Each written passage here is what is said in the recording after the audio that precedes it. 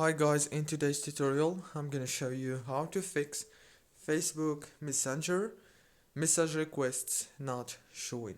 Open settings, go to the apps. When you open the apps, now you have to wait a few seconds, and after that scroll all the way down until you find the Messenger. Click on Messenger right here.